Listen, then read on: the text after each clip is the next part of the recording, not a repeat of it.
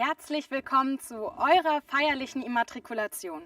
Ich bin Lea Deubner und ich darf euch heute aus dem MMZ, also dem Multimedia-Zentrum der Uni Jena, live durch diese Veranstaltung moderieren. Ursprünglich habe ich mir unser Zusammentreffen ja ein bisschen anders vorgestellt, nämlich live, also in Präsenz im Volkshaus mit einer langen historischen Geschichte und einer feierlichen Atmosphäre. Dort hättet ihr dann gemeinsam mit euren Eltern im Saal oder auf der Empore eure Plätze eingenommen. Und wenn der Musikdirektor dann seinen Taktstock erhoben hätte, wäre der Präsident der Uni und die Dekane zusammen eingezogen. In einem festlichen Talar mit einer Samtrobe und einer eindrucksvollen goldenen Kette. Nun, wir können es wahrscheinlich alle kaum noch hören. Vor fast 2 Jahren ist die Corona-Pandemie eingetreten und inzwischen können wir zum Glück langsam wieder zur Normalität zurückkehren und die meisten von uns sind inzwischen auch geimpft. Aber wir sollten immer noch Vorsicht walten lassen. Nicht zuletzt, um euch und eure Eltern zu schützen, aber auch um das akademische Leben hier und vor allen Dingen die Präsenzlehre, die nun endlich wieder stattfinden kann, aufrechterhalten zu können. Also kurzum, die Universitätsleitung hat sich doch nochmal dafür entschieden, diese Veranstaltung heute als digitale stattfinden zu lassen. Also ihr habt euch nun für ein Studium an der Uni Jena entschieden. Herzlichen Glückwunsch dazu. Und diesen Eintritt in die akademische Welt wollen wir nun gemeinsam mit euch feiern. Also da wir jetzt auch wieder in Präsenz alle studieren können, beginnt nun wahrlich ein neuer Lebensabschnitt. Und nun möchte ich euch einmal meine Gesprächspartner für heute vorstellen, mit denen wir gleich gemeinsam ins Gespräch gehen. Das ist zum einen unser Präsident, Professor Walter Rosenthal, dann Kevin Liu als Masterstudent der Psychologie und unser Oberbürgermeister Dr. Thomas Nietzsche. Ja, schön, dass Sie da sind. Dann würde ich einmal direkt zu Ihnen kommen, Herr Rosenthal. 2 Jahre ist es nun her und wir mussten alle mit vielen Einschränkungen leben. Das verlangte nicht nur uns Studierenden viel ab, sondern auch der Hochschule und wir mussten uns alle anpassen und digital studieren und langsam können wir auch wieder zur Präsenzlehre auf dem Campus und in Gemeinschaft zurückkehren. Wie ist die Uni denn darauf jetzt eigentlich vorbereitet? Ja, Sie haben es gesagt, dieses Semester wird anders als das vorhergehende Semester. Es wird ein Präsenzsemester sein. Viele Lehrveranstaltungen werden jetzt in Präsenz stattfinden. Es gibt aber auch noch zahlreiche hybride Veranstaltungen, auch digitale Lehrveranstaltungen. Und ich finde auch, es gibt ja durchaus eine Bereicherung von Lehre durch digitale Elemente und digitale Formate und das sollten wir unbedingt beibehalten. Wir haben ein paar Limits gesetzt, zum Beispiel wollen wir keine Veranstaltungen in Präsenz durchführen mit mehr als 125 Teilnehmern und deswegen werden die großen Vorlesungen digital stattfinden. Da kommen dann 600, 700 eigentlich und das wollen wir noch nicht. Wir haben auch die 3G-Regel hier anzuwenden. Die kennen alle, ich glaube, die muss ich nicht näher erläutern. Und wo man nicht Abstand halten kann, da muss man auch die Maske tragen. Ich bin ja Mediziner und habe mich auch gestern nochmal informiert, das Maske tragen, glaube ich, wenn man die Präsenz nicht einhalten kann, ist besonders wichtig. Wir gehen davon aus, dass viele von Ihnen geimpft sind oder genesen sind. 90%. Das zeigen Umfragen nicht nur bei uns, auch an vielen anderen Hochschulen. Glaube ich, ist das so. Trotzdem setzen wir weiter immer auf das Impfen. Wir werden also ständig neue Informationen zum Impfen auch an Sie weitergeben. Es gibt ein Impfzentrum in der Stadt. Es wird ein mobiles Impfzentrum hier auf dem Campus der Uni sein. Genau am 27.10., das ist am kommenden Mittwoch. Dann können Sie sich sehr niederschwellig impfen lassen. Ohne Formalitäten, ohne lange Schlange. Sie müssen nirgendwo hinfahren. Aber wie gesagt, das Impfzentrum in der Stadt steht auch dauerhaft zur Verfügung. Denn nur dann, wenn wir eine sehr hohe Impfquote haben, glaube ich, können wir gut über die Runden kommen im Herbst und auch im Winter.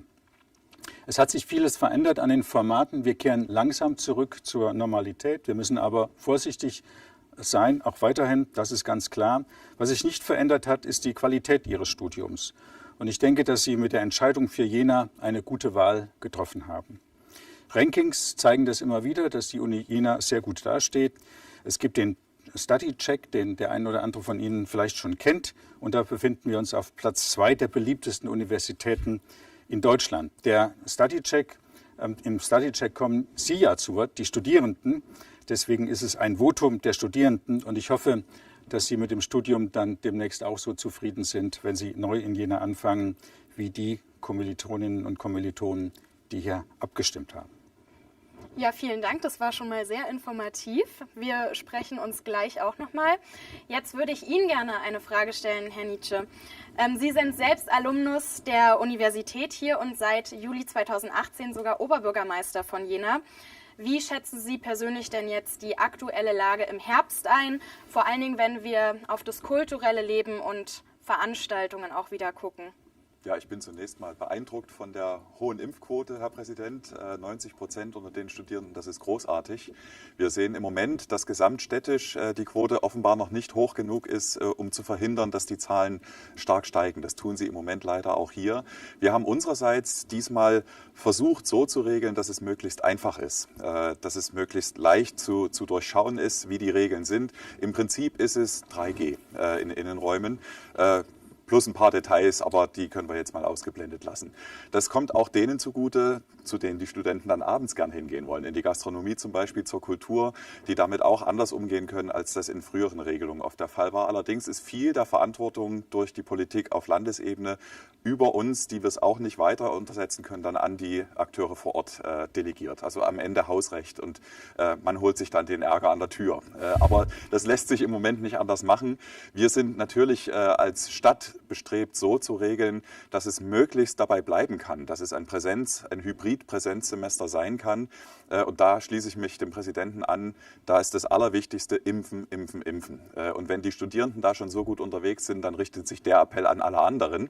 Denn nur so werden wir es schaffen, die Zahlen auf einem Level zu halten, dass es nicht doch dann auch im Gesundheitssystem einschlägt. Wir haben lange den Kampf geführt und sind gerade dabei, ihn zu gewinnen, dass an den Schulen, da wo noch nicht geimpft werden kann, die Testpflicht aufrechterhalten wird. Das kommt jetzt und das ist, glaube ich, ein guter Schritt. Und dann kann das tatsächlich, so die Hoffnung, auch ein Präsenz- und Hybridsemester bleiben. Ja, bei dem Stichwort Impfen würde ich dir gerne eine Frage stellen, Kevin. Du warst ja Testimonial bei der Impfkampagne Wir halten zusammen Impfen gegen Corona.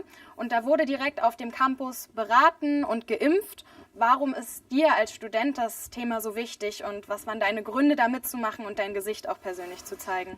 Exakt. Ich persönlich fand die Kampagne generell sehr sinnvoll, auch vor dem Semesterstart nochmal auf die Impfung hinzuweisen.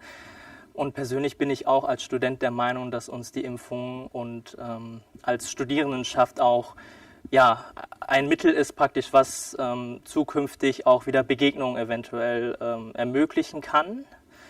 Und deswegen fand ich die Kampagne sehr sinnvoll und ich bin froh, wenn die Kampagne den einen oder anderen noch abgeholt hat, der sich vor dem Semesterstart noch nicht sicher war und dass wir praktisch noch auf das niederschwellige Angebot der Universität noch hingewiesen haben. Genau. Ja, super. Also wer jetzt sich noch nicht geimpft hat, aber das gerne noch nachholen möchte, es wurde gerade eben schon mal erwähnt, am 27. Oktober, also in einer knappen Woche, ist auch der nächste Termin, wo man sich noch mal impfen lassen kann direkt im Foyer auf dem Ernst-Abbe-Campus von 9 bis 15 Uhr. Genau, Kevin, du hast jetzt selbst 3 Semester lang digital studiert und wie sieht denn jetzt das kommende Wintersemester bei dir persönlich aus und was würdest du den neuen Erstsemestern dann so mit auf den Weg geben? Genau, also die 3 Semester, die waren sehr außergewöhnlich für Studenten. Aktuell schreibe ich meine Masterarbeit und habe dementsprechend auch keine Veranstaltung mehr zu belegen dieses Wintersemester. Allerdings würde ich den Studienanfängern und Anfängerinnen auch raten, sich eine Alltagsstruktur zu schaffen. Also wie ich jetzt auch mitbekommen habe, läuft das Semester nicht komplett in Präsenz ab. Deswegen es gibt noch Online-Veranstaltungen etc. Und da finde ich halt eine Alltagsstruktur, die man sich selber auferlegt, auch sehr hilfreich, praktisch um durch den Alltag praktisch zu kommen, um sich nicht zu verlieren, sage ich jetzt mal auch. Den Tipp finde ich persönlich auch sehr gut. Das hat mir im Studium auch sehr viel gebracht, eine Alltagsstruktur zu etablieren. Dennoch waren auch bei mir im Studienleben nicht alle Zeiten immer Friede, Freude, Eierkuchen. Und ich würde jetzt Sie, Herr Rosenthal, mal fragen, gab es bei Ihnen auch harte Zeiten im Studium und wie würden Sie raten, damit umzugehen? Ja, durchaus. Die gab es auch bei mir. Ich habe Ihnen ja schon verraten, ich habe Humanmedizin studiert. Ich hatte eigentlich für das Studium das falsche Abitur gemacht. Das Abitur legt den Schwerpunkt auf alte Sprachen und ich hatte wenig Ahnung von Naturwissenschaften, von Chemie, Physik, was man zu Beginn des Studiums auch in der Humanmedizin halt braucht. Und deswegen musste ich viel mehr lernen als diejenigen, die das alles schon drauf hatten von der Schule her. Und das war eine große Herausforderung für mich. Deswegen auch die erste Prüfung, das Physikum. Bis dahin war das immer so wackelig, ob man das schafft. Also es war eine Anspannung, eine grundsätzliche Anspannung, ob man das ganze Studium jetzt so schafft.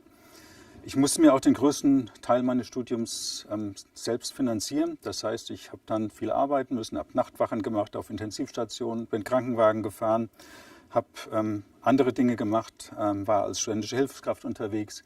Also das war auch immer noch eine Sache, die bedacht werden musste, dass man sich dieses Studium dann in den letzten Jahren komplett selbst finanzieren musste, ist natürlich auch ein großer Zeitfresser.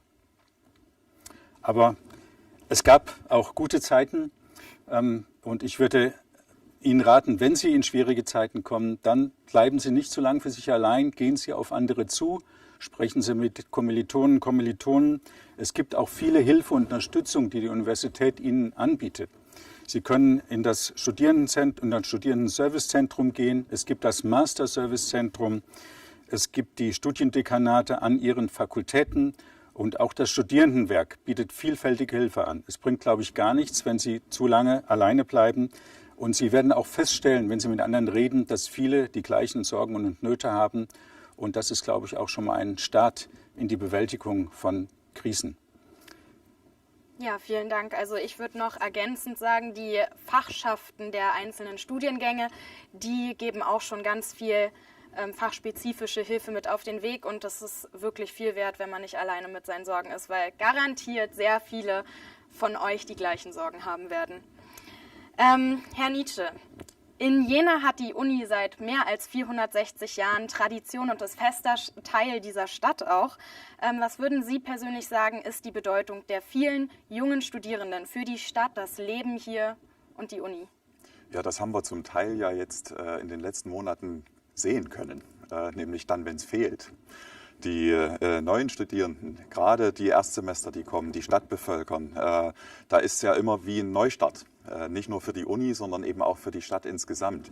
Die jungen Leute beleben die Stadt, sie suchen Kulturangebote auf, sie gehen in die Kneipen, sie prägen das Stadtbild. Und wenn das nicht da ist, wie leer sich diese Stadt angefühlt hat, jetzt im letzten Jahr, wenn die Studierenden eben nicht sichtbar in der Stadt unterwegs waren, das hat die ganze Stadt verändert. Und es ist nicht nur das Stadtbild, auch der Charakter der Stadt, das Junge, das Dynamische, das Aufstrebende, das ist ja untrennbar gerade mit den jungen Leuten verbunden, insbesondere denen, die mit neuen Gedanken, neuen Ideen frisch nach Jena kommen und quasi hier auch neue Lebensentwürfe mitbringen. Wenn das fehlt, fehlt der Stadt etwas.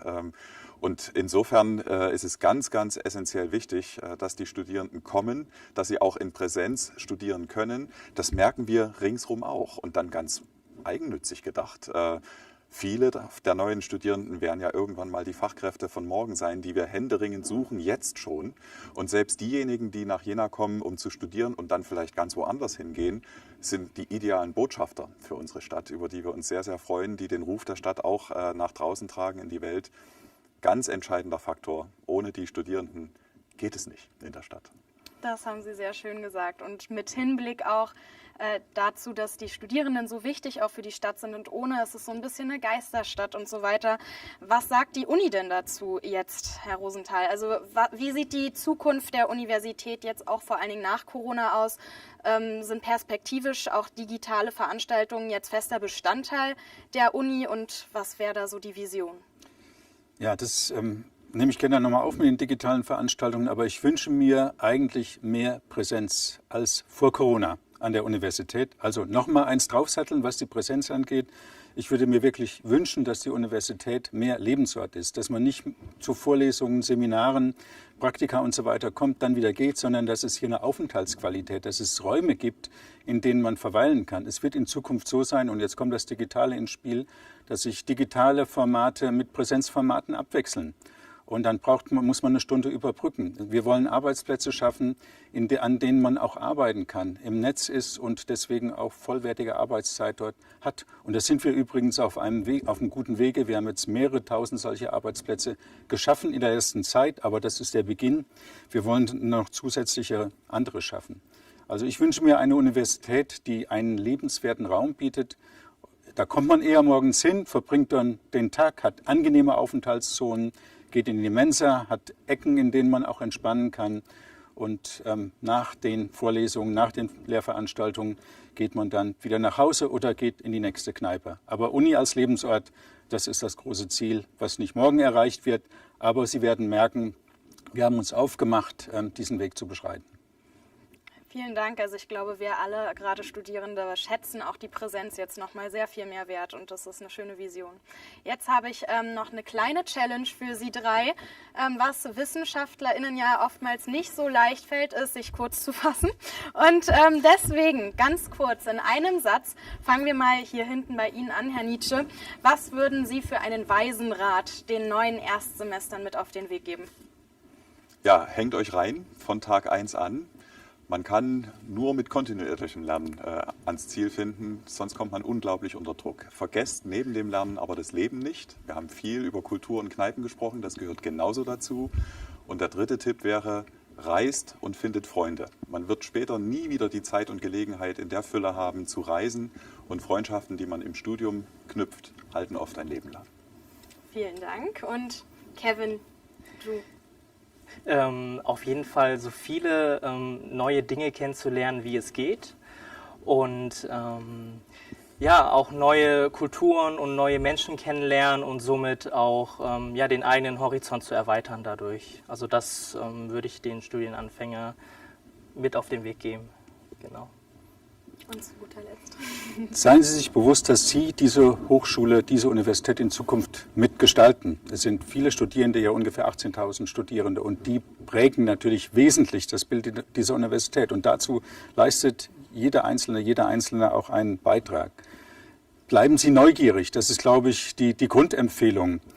Seien Sie auf Entdeckungsreise. Das Studium ist eine Art Entdeckungsreise. Die werden Dinge vorfinden, Sie werden Dinge lernen, Sie werden Bekanntschaften schließen. Alles das ist relativ neu. Sie werden den Tag komplett allein gestalten müssen. Davon war eben auch schon mal die Rede. Und bringen Sie sich ganz konkret ein. In den Fachschaften gibt es interessante Projekte. Und da ist es auch wichtig, Verantwortung zu übernehmen. Es gibt viele Initiativen, in denen Sie auch Ihren Interessen nachgehen können. Sie haben eben den Psychochor gehört, da kann man mitsingen. Es gibt den Studierendenrat, in dem man sich engagieren kann. All das würde ich Ihnen dringend empfehlen. Und der letzte Punkt noch einmal, nutzen Sie die Freiheit. Sie werden vielleicht manchmal den Eindruck haben, dass alles überwältigend ist, die Anforderungen an Sie gestellt werden. Das kann nicht der einzige Blick sein. Es wird sicher immer wieder auch Phasen geben, wo Sie große Freiräume haben. Und nutzen Sie diese Freiräume, sich umzuschauen. Wenn ich auf mein Studium zurückblicke, was relativ stark geregelt ist in der Medizin, dann ist mir am besten in Erinnerung, sind mir die Veranstaltungen in Erinnerung, die außerhalb der Medizin stattgefunden haben. In der Philosophie zum Beispiel, das sind die Vorlesungen, die ich am ehesten noch abrufe. Also über den Tellerrand schauen, das ist ganz wichtig, und dafür bietet Ihnen eine Volluniversität mit vielen, vielen Disziplinen, vielen Fächern, dem gesamten Spektrum, wirklich auch eine gute Plattform. Und auf dieser großen Klaviatur sollten Sie in den nächsten Jahren spielen. Vielen Dank, das war jetzt ein bisschen mehr als ein Satz, aber zu guter Letzt möchte ich persönlich auch noch einen kleinen Rat an die Studierenden geben. Gerade bei dem Stichwort Freizeit, Aktivitäten, Theatergruppen und so weiter. Also ich persönlich habe da auch viel mitgemacht und auch viel davon profitiert, so ein Netzwerk mir aufzubauen. Selbst war ich auch Mitglied im Psychochor, und wir haben aber auch noch andere Chöre in Jena, bei denen man gerne mitmachen kann. Auch Hochschulgruppen wie Theater, sehr kreativ gibt es Zingtheater oder Improvisationstheater.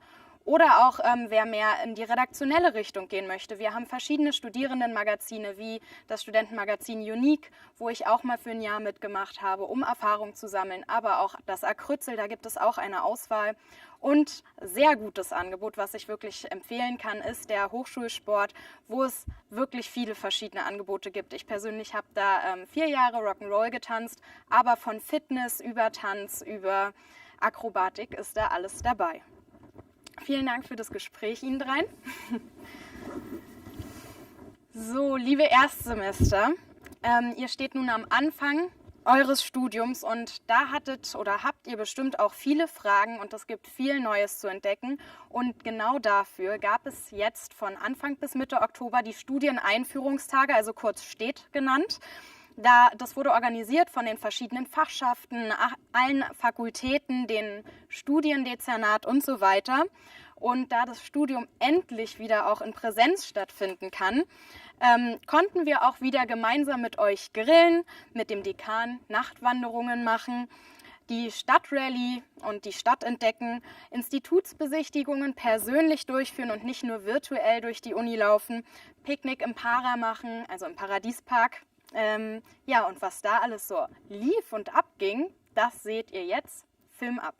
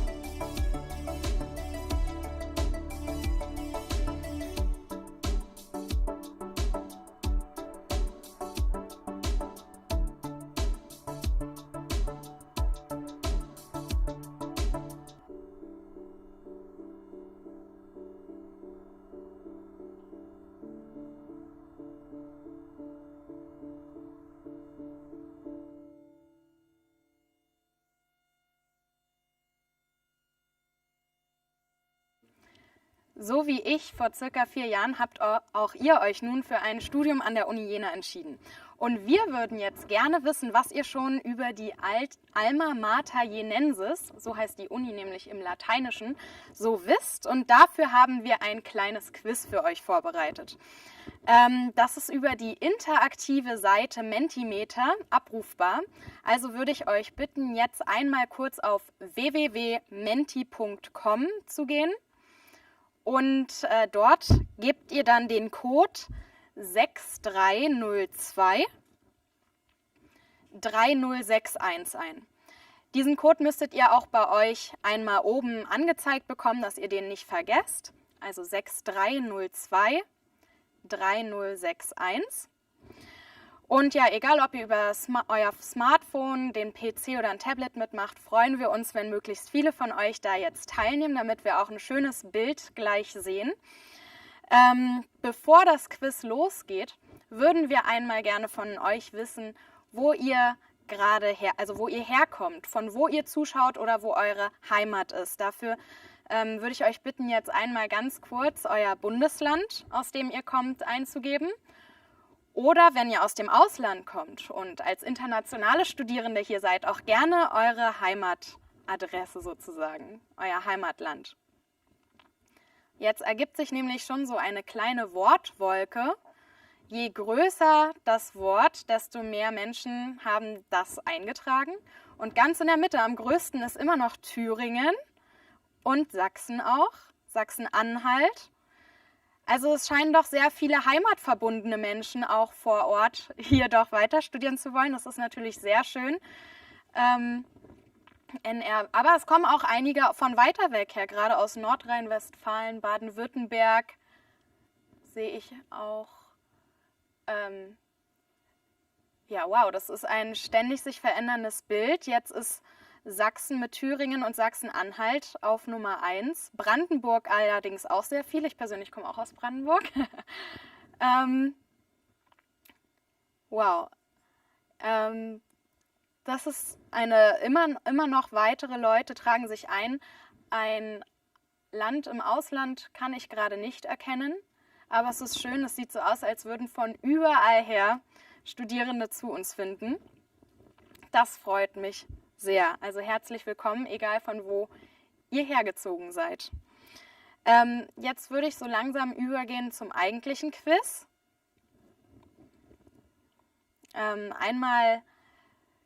Jetzt könnt ihr einmal einen Nickname eingeben, damit wir dann auch später wissen, wer von euch besonders schnell und vor allen Dingen auch richtig geantwortet hat und später einen Sieger oder Siegerin küren können.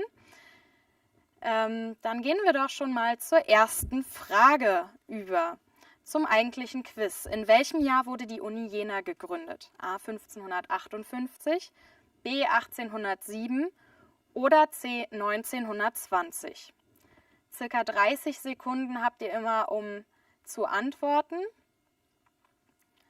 Und jetzt ist auch schon die Zeit rum für die erste Frage.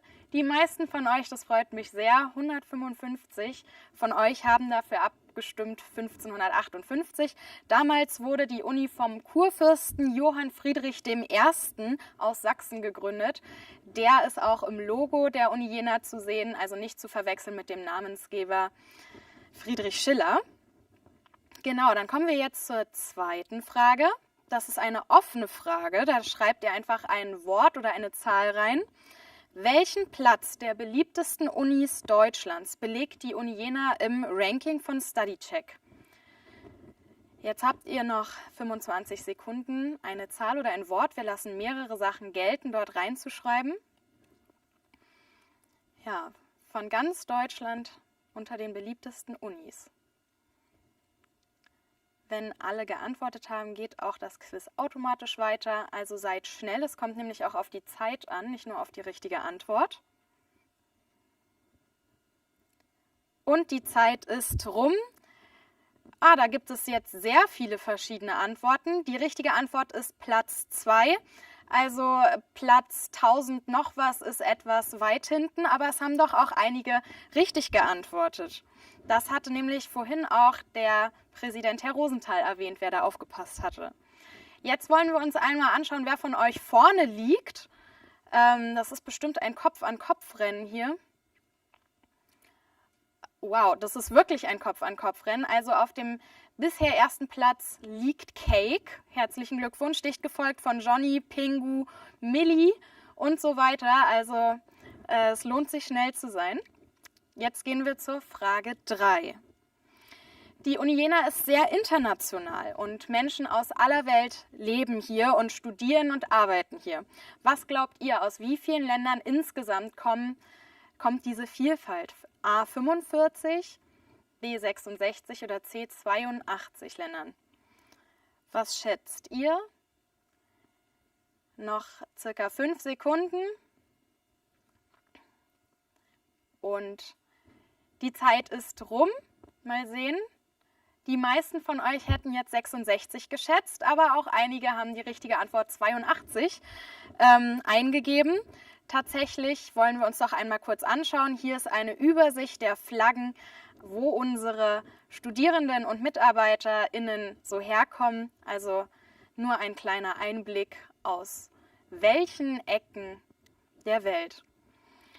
Jetzt Frage 4. Wie heißt der Park, der mitten in unserer Stadt Jena ist? Das ist wieder eine offene Frage. Hier könnt ihr ein Wort oder 2 Worte eintragen. Mehrere Antwortmöglichkeiten lassen wir da gelten. Es ist ein kleiner Tipp, ein sehr schöner Name. Da fühlt man sich direkt wohl, wenn man das hört.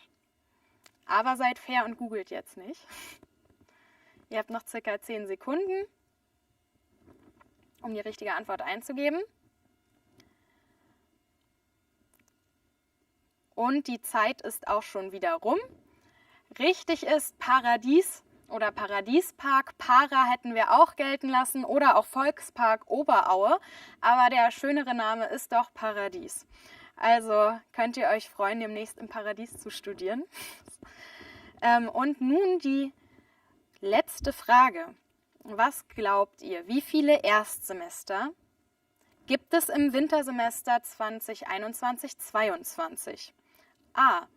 Zwischen 1500 und 2500, B. 2500 bis 3500 oder C. Mehr als 3500 neue Erstsemester. Auf jeden Fall, egal wie viele ihr schätzt, es sind sehr viele, um sich neu kennenzulernen, neue Freundschaften zu knüpfen.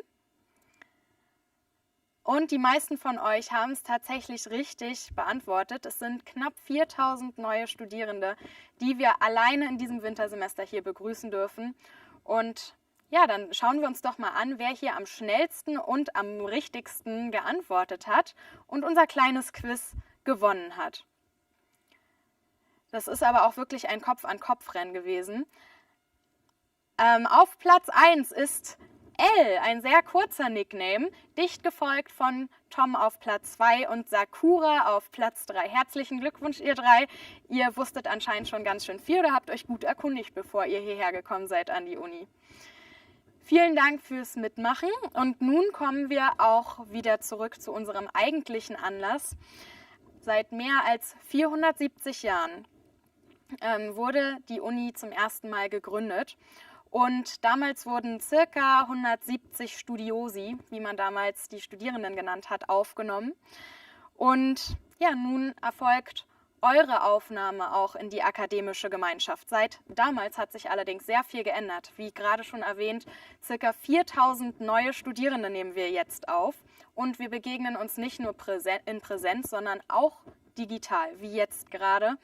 Und das ist natürlich ganz schön viel, was sich da verändert hat. Und nun wollen wir zu eurer Immatrikulation kommen und da wollen wir stellvertretend 10 von euch Erstsemestern nun aus 10 verschiedenen Fakultäten vorstellen. Und dafür begrüße ich ganz herzlich die Vizepräsidentin fürs Studium und die Lehre, Frau Professor Kim Siebenhühner. Ja, vielen Dank, liebe Studierende, liebe Eltern, Freunde und Bekannte, liebe Gäste im virtuellen Raum. Eine Immatrikulation ist ein besonderer Moment. Er kennzeichnet einen Übergang von der Schule zur Universität oder auch von einer beruflichen Tätigkeit ins Studium. Sich zu immatrikulieren bedeutet, sich an einer Universität einzuschreiben und Teil der universitären Gemeinschaft zu werden. Das ist mehr als ein bürokratischer Akt. Es ist, wie gesagt, ein Übergang, der ihr Leben betrifft und es verändert. Sie kommen aus ganz unterschiedlichen Richtungen, jeder von ihnen mit einer eigenen Geschichte, einer Persönlichkeit. Für alle von ihnen beginnt mit der Immatrikulation etwas Neues. Kulturwissenschaftler nennen solche Übergänge Rite de Passage, Schwellenmomente, in denen sich Wandel in einem Ritual verdichtet. Für manche von Ihnen, liebe Neueingeschriebene, wird sich diese Schwelle als klein darstellen, für andere von Ihnen groß. Die Immatrikulation, die wir heute feierlich begehen, macht diese Schwelle auf jeden Fall sichtbar. Sie markiert den Eintritt in die Universität und damit in einen Raum und in eine Zeit, die dem Lernen, dem Forschen und dem sich selbst bilden gewidmet ist. Als Vizepräsidentin für Studium und Lehre freue ich mich sehr, diese feierliche Immatrikulation vornehmen zu dürfen. Sie findet erneut im digitalen Format statt, pandemiebedingt, aber auch um größtmögliche Partizipation zu ermöglichen. Für das jetzt beginnende akademische Jahr haben wir gerade schon gehört, 3.915 Studierende im ersten Hochschulsemester immatrikuliert. Und stellvertretend werde ich nun 10 junge Männer und Frauen aus unseren 10 Fakultäten feierlich in die Gemeinschaft der Alma Mater Jenensis aufnehmen. Damit rückt nur eine kleine Auswahl ins Rampenlicht, aber ich glaube, dass sie einen guten Eindruck von der Fächervielfalt unserer Universität und von der Vielfalt unserer Studierenden gibt. Als ersten in der Reihe möchte ich Ihnen Herrn Benedikt Franz vorstellen. Er steht stellvertretend für die insgesamt 14 neuen Studierenden der Theologischen Fakultät. Sein christlich geprägter familiärer Hintergrund und ein freiwilliges soziales Jahr beim Arbeiter-Samariter-Bund haben Herrn Franz in seinem Wunsch bestätigt, Theologie zu studieren. Vielleicht wissen Sie es, der Arbeiter-Samariter-Bund gehört zu den ältesten Wohlfahrtsverbänden Deutschlands, ist die zentrale Anlaufstelle für den Bundesfreiwilligendienst und das Freiwillige Soziale Jahr und deckt vielfältige Bereiche von Auslandshilfe über Rettungsdienste bis zum Katastrophenschutz ab. Es war auch die Tätigkeit im Rettungsdienst des Arbeiter-Samariter-Bundes, die Herrn Franz davon überzeugt hat, dass der Beruf des Pfarrers für ihn das Richtige ist. Mit Jena hat Herr Franz nicht nur bewusst eine Universität in den 9 Bundesländern gewählt, sondern auch einen sehr traditionsreichen Ort, der untrennbar mit der Entstehung des protestantischen Glaubens verbunden ist. Als die Universität 1558 offiziell gegründet wurde, war dies eine der ersten reformatorischen Universitätsgründungen in Deutschland. Die Theologen können aber nicht nur auf diese fast 500-jährige Geschichte zurückblicken, sondern auch auf eine Tätigkeit am Puls der Zeit. Denn heute werden neben evangelischen Theologinnen und Theologen auch Religionswissenschaftlerinnen ausgebildet.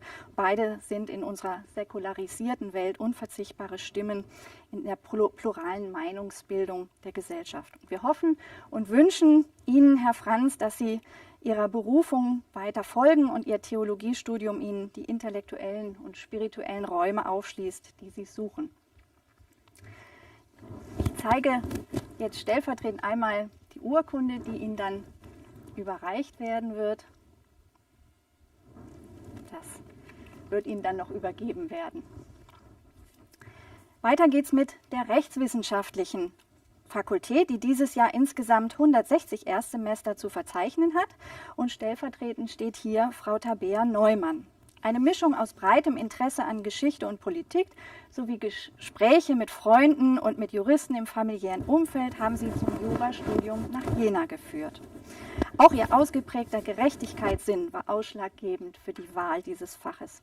Frau Neumann ist in Rostock aufgewachsen, wo es zwar eine schöne Universität gibt, aber keine rechtswissenschaftliche Fakultät. Mit der Wahl der Universität Jena ist Tabea Neumann, wie übrigens viele unserer Studierenden, den Empfehlungen von Freunden und Bekannten gefolgt, sowie nicht zuletzt dem Charme unserer Stadt. Sie ist sich sicher, dass die sanften Thüringer Hügel und das Saaletal eine gute Abwechslung zum Meer sind und findet die Stadt, Zitat, mega schön. Dem ist nichts hinzuzufügen. Jena bietet fast alles, was eine kleine, aber pulsierende Universitätsstadt ausmacht. Einen urbanen Campus, Fahrräder, Cafés à la Couleur, Kinos, kurze Wege, vielfältige Freizeitmöglichkeiten und nicht zu vergessen, politische Wachheit und einen kritischen Geist. Seit vielen Jahren wird rechtsradikalen Tendenzen auch durch Universitätsangehörigen in der Stadt Paroli geboten. Wir wünschen Ihnen, Frau Neumann, dass auch Sie in Ihrem Studium der Rechtswissenschaft gut ankommen und von den Vorteilen des Standorts rundherum profitieren. Dankeschön. Stellvertretend für die 151 Erstsemester der Wirtschaftswissenschaftlichen Fakultät stelle ich Ihnen nun Herrn Ibrahim Al-Muslim vor. Herr Al-Muslim ist im Jahr 2015 aus Syrien geflohen. Aufgrund des Krieges konnte er in seinem Heimatland kein Abitur ablegen. Seine Muttersprachen sind Kurdisch und Arabisch. In Deutschland hat er alles daran gesetzt, zunächst die deutsche Sprache zu lernen, sehr erfolgreich, wie ich mich überzeugen konnte, denn er verständigt sich in fließendem Deutsch. Er hat ein 3-jähriges Stipendium für den Besuch eines Wirtschaftsgymnasiums in Baden-Württemberg erhalten, wo er erfolgreich sein Abitur ablegte und anschließend ein Studium in Wirtschaftsingenieurswesen in Karlsruhe begann. Er stellte aber fest, dass, hier zitiere ich ihn, die Technik nicht seins war und er sah sich nach einem Studienangebot um, das seinen Stärken entsprach, einer Kombination von Wirtschaft und Sprachen. Dazu muss ich noch erwähnen, dass Herr Al-Muslim im Gymnasium noch eine 4. Sprache erlernte, nämlich Spanisch. Und mit dem Studiengang Wirtschaft und Sprachen bietet die Wirtschaftswissenschaftliche Fakultät unserer Universität genau die gesuchte Kombination. Und als Universität freut es uns natürlich, dass solche Angebote attraktiv sind. Ich wünsche Ihnen, Herr Al-Muslim, dass Sie Ihren Weg weiterhin so beherzt gehen können, dass Sie Ihr besonderes Interesse an der spanischen Sprache und der Region Lateinamerikas weiterverfolgen und Ihr Vorhaben, dort einmal zu arbeiten, wahrmachen können. Dankeschön. Auf die Möglichkeit, schon im Rahmen des Studiums Zeit in der Fremde zu verbringen, kann man gar nicht zu früh hinweisen und deshalb möchte ich heute schon sagen, nehmen Sie die Gelegenheit wahr, im Rahmen des Studiums ein Semester im Ausland zu verbringen. Der Gewinn solcher Erfahrungen geht nämlich weit über das Studium hinaus. Sie lernen nicht nur eine fremde Sprache und mit ihr andere Denk-, Ausdrucks- und Wahrnehmungsweisen, sondern Sie lernen auch in der Begegnung mit dem anderen das eigene kennen, die eigene Herkunft, das eigene Selbst, ihre kulturelle und gesellschaftliche Prägung. Die Universität bietet Ihnen dazu vielfältige Unterstützung an für so ein solches Auslandssemester oder Auslandsjahr, so wie Sie überhaupt an der Uni aus einem breiten Spektrum an Angeboten schöpfen können. Das wurde ja jetzt schon gesagt. Unisport, Studium Generale, Chor, Ihren Interessen und Neigungen sind hier wenig Grenzen gesetzt. Nehmen Sie sich die Zeit und schauen Sie über den Tellerrand im Studium und im Leben als Studierende. Als nächste stelle ich Ihnen Frau Constanze Knauer vor. Sie steht stellvertretend für die 443 Erstsemester der Philosophischen Fakultät.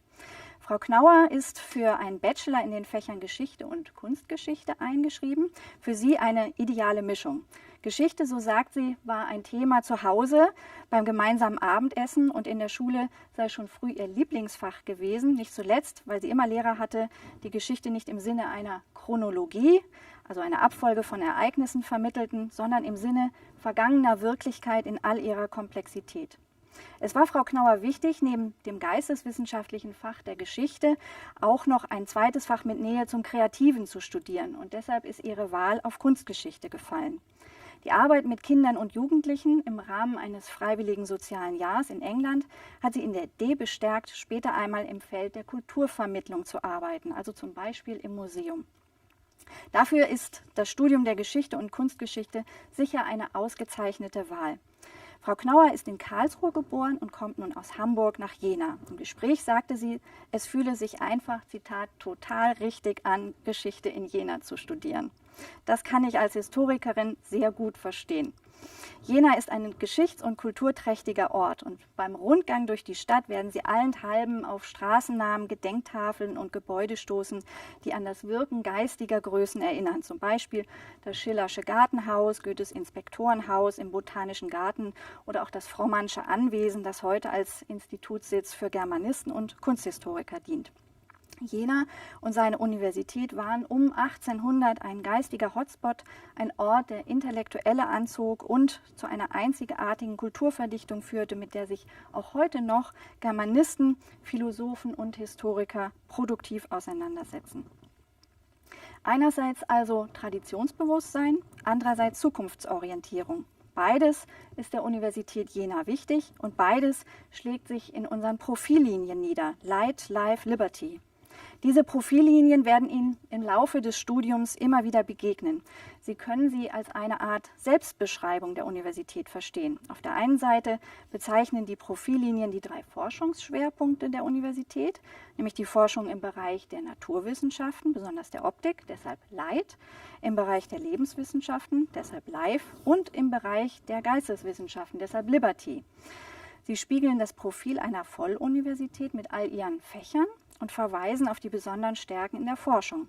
Auf der anderen Seite beschreiben diese 3 Begriffe aber auch das gemeinsame Wertverständnis der Universität Jena. Denn Licht steht für Erkenntnisgewinnen und Verbreiten, Leben steht für die Achtung humanitärer Werte Und Freiheit steht für die Zurückweisung von Bevormundung und zugleich für die Verantwortung, gesellschaftlich sich einzumischen. Auf ihr Studium bezogen umschreiben diese 3 Begriffe beim genaueren Hinsehen zentrale Kompetenzen, die Sie, egal welches Fach Sie studieren, erwerben werden. Sie werden sich Wissen aneignen und, wichtiger noch, die Fähigkeit erwerben, Informationen eigenständig zu bewerten. Dies ist in Zeiten von Alternative Facts wichtiger denn je. Das Studium wird Ihnen Ihre kritische Reflexion schulen und Sie befähigen, sich mit dem erworbenen Wissen in die Gesellschaft von morgen einzubringen, als Lehrer, Richter, Kulturmanager, Ärzte, Ingenieure, aber auch und vielleicht vor allem als kritische Geister, die sich einmischen, wenn gesellschaftliche Grundwerte in Frage gestellt werden. Nun geht es weiter mit der Fakultät für Sozial- und Verhaltenswissenschaften. Herrn Philipp Marchand stelle ich stellvertretend für die 456 Erstsemester an dieser Fakultät vor. Herr Marchand hat sich für ein Lehramtsstudium in den Fächern Geografie und Sport entschieden, weil er schon immer etwas mit Sport machen wollte, mit Kindern und Jugendlichen arbeiten und Wissen weitergeben wollte. Vielleicht liegt die Kombination aber auch in der Familie, denn Herr Marchand hat uns verraten, dass schon seine Großmutter Geografie- und Sportlehrerin war. Auf jeden Fall ist Herr Marchand in bester Gesellschaft, denn die Kombination Geosport gehört zu den beliebtesten Lehramtskombinationen überhaupt an der Universität Jena. Aber auch jenseits dieser Kombination stellen Lehramtsstudierende eine wichtige Gruppe dar. In manchen Fächern bilden sie die große Mehrheit der Studierenden. Und dementsprechend begreift die Uni Jena die Lehrerbildung auch als zentrale Aufgabe. Die Universität möchte den Lehramtsstudierenden eine moderne Bildung und Ausbildung ermöglichen. Und dazu gehört auf der einen Seite ein fundiertes Fachwissen, denn nur wer seine Fachmaterie gut kennt und für sie brennt, kann sie auch begeisternd vermitteln. Dazu gehört aber auf der anderen Seite auch eine an der Schulwirklichkeit orientierte Ausbildung mit der Möglichkeit, Praxiserfahrung zu sammeln und sich den vielfältigen Herausforderungen des Schulalltags, Heterogenität, Inklusion, Digitalisierung, um nur 3 Schlagworte zu nennen, professionell aufzustellen. Wir wünschen Ihnen, Herr Marchand, einen guten Start in Ihr Lehramtsstudium, dass Ihre Begeisterung für die Kombination Geografie-Sport mit dem Lernen und Tun weiterhin wächst. Vielen Dank. Die nächste in der Reihe ist Frau Lara Sophie Schneider. Sie steht stellvertretend für die 179 Erstsemester der Fakultät für Mathematik und Informatik. Sie hat sich schon in der Schule einerseits für das Fach Biologie und andererseits für die Arbeit mit dem Computer begeistert. Als sie dann die Möglichkeit hatte, in das Feld der Bioinformatik hineinzuschnuppern und ein Praktikum zu machen, stand ihre Studienwahl fest. Die Bioinformatik ist ihr Fach. Frau Schneider ist in Apolda geboren und lebt in Jena. An eine andere Uni als die Alma Mater Jenensis zu gehen, kam für sie nicht in Frage. Hier in Jena kann sie zugleich studieren und in ihrem Freundeskreis bleiben. Und auch Ihnen, Frau Schneider, wünschen wir einen guten Start und viel Erfolg im Studium. Dankeschön. Frau Schneider ist übrigens ein wunderbares Beispiel für viele unserer aus Thüringen stammenden Studierenden. Sie schätzen es, für ihr Studium in der Heimat bleiben zu können, in der Nähe des Elternhauses zu sein und den Kontakt zu angestammten Freunden halten zu können. Die Uni Jena bietet ihnen beides, ein vielfältiges Fächerangebot, aus dem sie ihr Wunschfach wählen können, und eine vertraute Umgebung. An der bisherigen Vorstellung und auch am Quiz haben Sie aber schon gemerkt, dass viele Studierenden auch von außerhalb kommen, aus den unterschiedlichsten Bundesländern. Manche von Ihnen kannten oder kennen den Osten Deutschlands schon, andere nicht. Sie haben sich gesagt, wenn schon von zu Hause weg, dann richtig. Das Elternhaus zu verlassen, das erste Mal auf eigenen Füßen zu stehen, auch das ist für viele ja ein wichtiger Teil des Studiums. Und die meisten der hier Vorgestellten haben mir erzählt, dass sie bereits eine Wohnung, ein Zimmer oder eine WG gefunden haben. Und das war beruhigend zu hören, denn jeder, der schon mal auf Wohnungssuche in einer fremden Stadt war, weiß, wie wichtig es ist, eine Bleibe zu haben, um ankommen zu können. Und nicht selten wird ja dann diese Studenten-WG zum neuen Zuhause. Hier werden Freundschaften geschlossen, für die erste Klausur gelernt, der nächste Ausflug geplant. Nehmen Sie diese Erfahrung mit. Dies ist die Zeit, in der Sie neue Menschen kennenlernen und zu neuen Ufern aufbrechen. Nun komme ich zu Jonathan Passold. Er steht stellvertretend für die 158 Studierenden im ersten Hochschulsemester der Physikalisch-Astronomischen Fakultät. Mit seinen 17 Jahren gehört er zu den jüngsten Studierenden, die direktement von der Schule an unsere Universität kommen. Schon während der Schulzeit hat Herr Passold in Physikveranstaltungen hineingeschnuppert. Er hat das Fach Physik gewählt, weil es ihm Spaß macht. Ich würde ihm schon jetzt viel Erfolg im Studium voraussagen, denn es ist nachgewiesen, dass ein hohes Interesse am gewählten Fach die Zufriedenheit nicht nur im Studium, sondern auch im späteren Beruf erhöht. Sie haben also alles richtig gemacht, Herr Passold.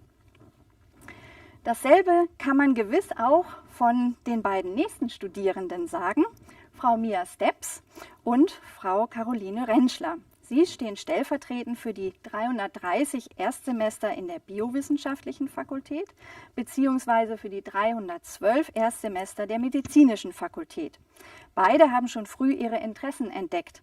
Frau Steps für die Naturwissenschaften, was sie zur Wahl des Studienfachs Pharmazie bewogen hat, und Frau Rentschler für Medizin. Während Frau Steps in Magdeburg aufgewachsen ist und dort ihr Abitur abgelegt hat, stammt Frau Rentschler aus Osnabrück und kommt nun aus Verden in Niedersachsen zu uns. Beide hat es nach Jena gezogen, weil es eine, Zitat, nette kleine alte Stadt in der Mitte Deutschlands ist. Seien Sie beide herzlich willkommen an der Universität Jena. Als letzten stelle ich Ihnen stellvertretend für die 331 neu eingeschriebenen im ersten Fachsemester der Chemisch-Geowissenschaftlichen Fakultät Herrn Lorenz Tost vor. Herr Tost kennt die Universität Jena bereits gut, denn er hat hier seinen Bachelor in Biochemie, Molekularbiologie absolviert und sich nun für den Master in chemischer Biologie eingeschrieben. Sie fragen sich vielleicht, worin der Unterschied zwischen Biochemie und chemischer Biologie besteht. Als Historikerin musste ich das auch nachschauen und habe gelernt, dass der Master Chemische Biologie in Jena ausgesprochen interdisziplinär und experimentell ausgerichtet ist. Er deckt zwar auch die Bereiche der Biochemie und Molekularbiologie ab, reicht aber darüber hinaus in die chemische Ökologie, in die Biotechnologie, in die mikrobielle Genetik und etliche weitere Felder hinein. Der Master ist ein eindrückliches Beispiel für transversales Wissen, also ein Wissen, das die Fächergrenzen überschreitet und sich entlang von Querschnittsthemen entfaltet, etwa Leben. Herr Tost ist zudem Empfänger eines Deutschlandstipendiums, eines vom Bundesministerium für Bildung und Forschung geförderten Stipendiums für besonders engagierte und talentierte Studierende. Was mich besonders an Ihren Ausführungen, Herr Tost, gefreut hat, war übrigens, dass Sie sagten, das Bachelorstudium habe Ihnen in Jena großen Spaß gemacht und Sie hätten trotz der Pandemie und vielfältiger Corona-Einschränkungen ein hochwertiges Lehrangebot genossen. Das ist ein Kompliment für unsere Universität und für unsere Lehrenden, die sich in den letzten 3 Semestern mit großem Engagement neue digitale Lehrformate angeeignet und sie gemeinsam mit den Studierenden erprobt haben. Die Dynamik, die die digitale Lehre entfaltet hat, hält auch weiter an und wird die universitäre Lehre dauerhaft verändern. Nichtsdestotrotz versteht sich die Uni als Präsenzuniversität und wir freuen uns sehr, dass es in diesem Wintersemester eben wieder deutlich mehr Präsenzveranstaltungen gibt. Wir wünschen Ihnen, Herr Tost, weiterhin viel Freude und Erfolg im Studium. Vielen Dank. Ihnen allen wünsche ich eine gute Zeit hier bei uns in Jena. Es ist ein liebenswerter Ort und die Friedrich-Schiller-Universität eine Uni, die danach strebt, das Bestmöglichste aus Ihnen zu machen. Machen Sie sich also auf den Weg, wir gehen mit und freuen uns dann gemeinsam mit Ihnen, wenn Sie als Absolventinnen wieder feiern. Ihnen allen wünsche ich einen guten Start und ein erfolgreiches Studium. Seien Sie gewiss, Sie werden mit offenen Armen empfangen.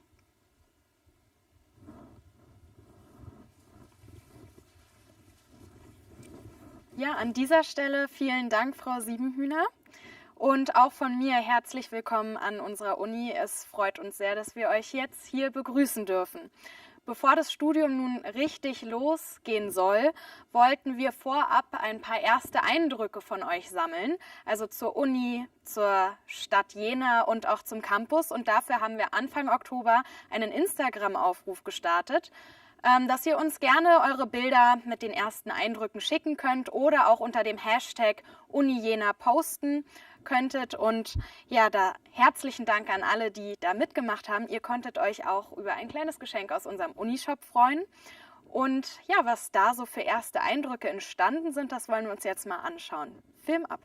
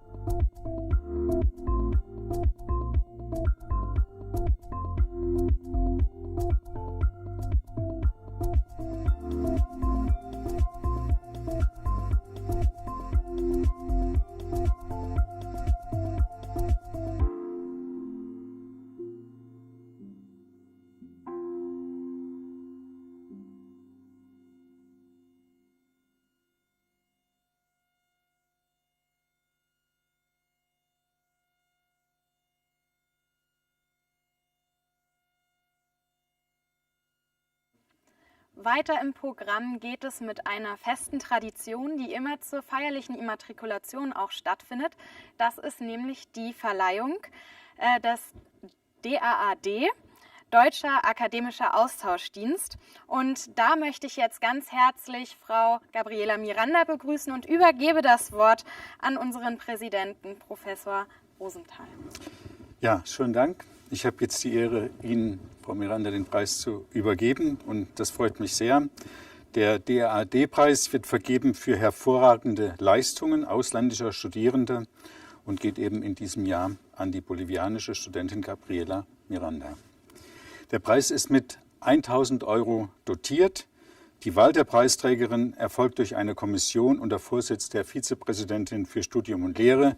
Sie haben die Vizepräsidentin ja eben kennengelernt. Ich stelle Frau Miranda kurz vor. Frau Miranda hat an der Universität Jena zunächst als Gaststudentin im Rahmen eines Austauschprogramms studiert. Dann hat sie einen Deutsch-Vorbereitungskurs absolviert, schloss danach ein Bachelorstudium in den Fächern Romanistik und Soziologie ab und ist seit dem Wintersemester 2021 im Master Romanische Kulturen immatrikuliert. Sie hat als Mentorin im Internationalen Büro der Universität neue Studierende aktiv unterstützt. Und seit mehreren Jahren ist sie engagiertes Mitglied im Iberico-Amerika e.V. Jena, der sich am Migranetz Thüringen beteiligt. Hier organisiert sie Veranstaltungen und Workshops zur interkulturellen Vermittlung. Sie leistet Neuankommenden praktische Hilfe bei Ämter- und Behördenfragen und befördert damit deren Integration. Sie sagt von sich selbst, es ist ihr wichtig, einen neuen postkolonialen Blick auf die lateinamerikanischen Kulturen zu eröffnen und Kommunikation auf gegenseitiger Wertschätzung aufzubauen. Herzlichen Glückwunsch zu dieser Auszeichnung. Dankeschön. Ich darf Ihnen jetzt die Urkunde überreichen. Ich lese sie kurz vor. Die Friedrich-Schiller-Universität Jena verleiht den DAAD-Preis 2021 für hervorragende Leistungen ausländischer Studierender an Gabriela Miranda. Herzlichen Glückwunsch. Dankeschön. Bitte schön. Danke. Und außer der Urkunde gibt es noch einen Blumenstrauß. Dankeschön. Nochmal herzlichen Glückwunsch von meiner Seite. Danke. Herzlichen Glückwunsch. Vielen Dank. Dann machen wir weiter, nämlich mit einer nächsten Tradition, die fest zur Immatrikulation gehört. Das ist nämlich die Baumpflanzaktion für jeden neuen Jahrgang, den es hier an der Uni gibt. Normalerweise würde diese Baumpflanzaktion direkt im Anschluss an diese Veranstaltung in Präsenz quasi stattfinden und alle gemeinsam zu diesem Standort hinlaufen und gemeinsam sehen, wie dieser Baum für euch dort gepflanzt wird. Ja, diesen Brauch haben wir nun etwas vorgezogen und die Baumpflanzung fand am Montag statt. Bei schönem Herbstsonnenschein wurde eine Baumfelsenbirne in der Ebertstraße gepflanzt. Und mit vor Ort war auch die Vizepräsidentin Frau Siebenhühner und einige Studierende. Und das wollen wir uns jetzt mal anschauen. Film ab.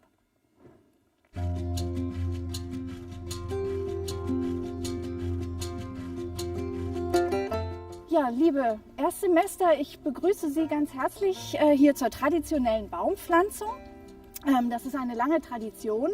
Die Jena Universität pflanzt für jeden neuen Studiengang, diesmal für das Wintersemester 21/22, einen Baum. Das ist eine Felsenbirne. Und vielleicht, wenn Sie in 20 Jahren dann nochmal an die Universität Jena kommen, wenn Sie Ihre Studienstadt wieder besuchen, werden Sie sich an diese Baumpflanzung erinnern. Gestiftet wurde die Felsenbirne von den Freunden und Förderern der Universität Jena. Und wer weiß, vielleicht sind Sie ja dann selber Mitglied dieses Fördervereins. Ich darf jetzt den ersten Spatenstich symbolisch tun und dann übergebe ich gerne an Herrn Professor Hellwig. Er ist der Experte für die Felsenbirne bzw. er ist Professor für Botanik hier an der Universität und wird Ihnen genaueres erläutern.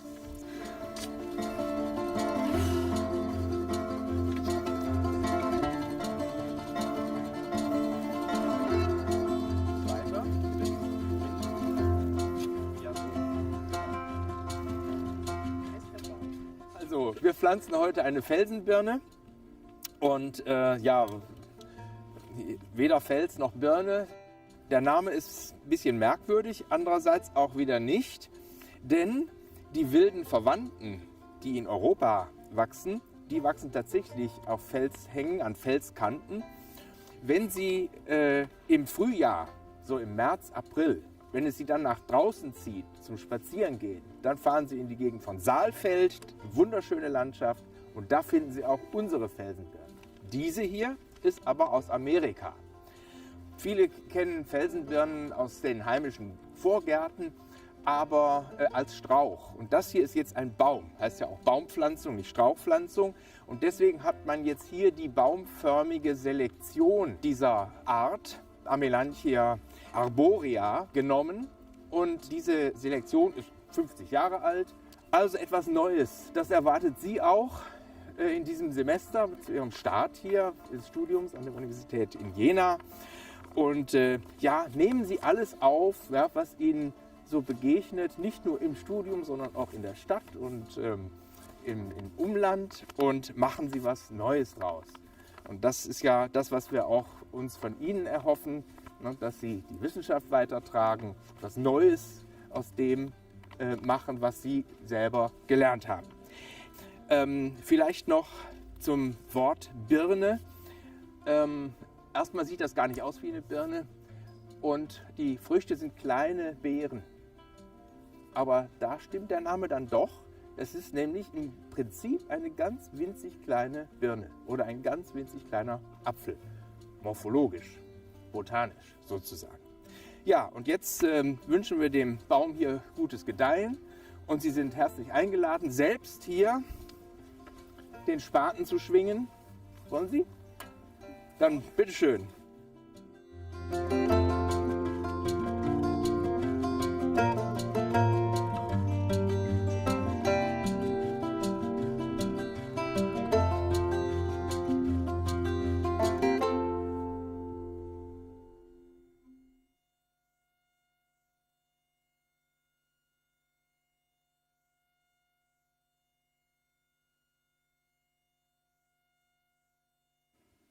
Ja, jetzt sind wir auch schon fast am Ende unserer Veranstaltung hier angelangt, und zu diesem schönen Abschluss möchte ich das Wort gerne nochmal an unseren Präsidenten, Professor Rosenthal, übergeben. Schönen Dank. Ich möchte Sie nochmal herzlich willkommen heißen und mich bei Ihnen bedanken, dass Sie sich für unsere Universität entschieden haben. Die kommenden Jahre werden spannende Jahre, das kann ich Ihnen versprechen. Sie werden sich neue Wissensgebiete erschließen. Sie werden also Neuland entdecken. Das, glaube ich, ist das Spannende am Studium, aber auch die Lebensform Studium ist eine spannende, glaube ich. Da habe ich ja schon vorhin kurz was drüber gesagt. Nutzen Sie diese Zeit. Es wird eine prägende Zeit sein, und in einem sehr positiven Sinne, hoffe ich, werden Sie anders aus dem Studium herausgehen, als Sie ins Studium hereingegangen sind. Sie haben eben von dem Kollegen Hellwig gehört, was Neues machen, und ich glaube, das ist ein ganz gutes Abschlusswort auch für unsere Veranstaltung. Machen Sie was Neues draus. Dem kann ich mich nur anschließen. Vielen Dank, und auch von mir natürlich alles Gute, und habt einen guten Studienanfang, guten Start. Vielen Dank jetzt fürs Zuschauen. Zum Abschluss möchten wir euch noch ein schönes Stück von unserem Universitätsorchester zeigen. Das ist unter der Leitung von Sebastian Kranert, und das Stück wurde vorab aufgezeichnet, und da seht und hört ihr nun einen Ausschnitt aus dem ersten Satz der 5. Sinfonie von Schubert. Viel Spaß.